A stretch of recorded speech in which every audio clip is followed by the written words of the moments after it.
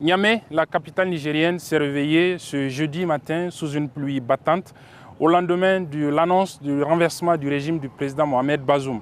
Une pluie qui n'a tout de même pas empêché à de centaines d'habitants de la capitale de sortir et soutenir les nouvelles autorités.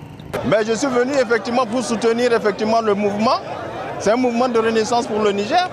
Parce que vous savez que depuis plus d'une dizaine d'années, le Niger ne connaît que des travers, de corruption, de népotisme et puis d'injustice. Et pour qu'on arrête le tout, nous avons aujourd'hui l'insécurité qui pourrit effectivement une grande partie effectivement du pays. Alors que nous avons effectivement le soutien de certaines puissances, dites économiques et militaires. Alors ces puissances-là, qu'est-ce qu'elles font? Quelle est la plus-value? Donc il était bon effectivement que ces braves gens sortent pour mettre fin à cette pourriture. Tout de suite, nous attendons de ces militaires de rétablir l'ordre et la sécurité, de chasser toutes les bases militaires étrangères, principalement la base française. Nous appelons la communauté internationale à sortir de son jeu d'hypocrisie, fait de partialité selon les États, pour accompagner de façon indispensable donc les nouvelles autorités en place.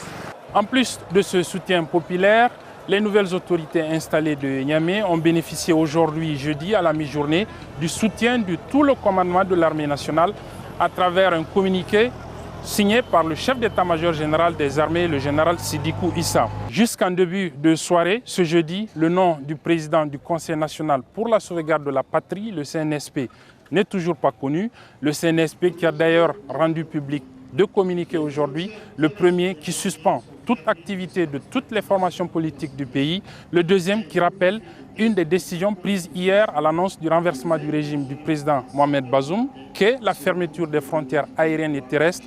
Un rappel parce que ce matin, l'armée française a fait atterrir à l'aéroport international de Niamey un avion militaire.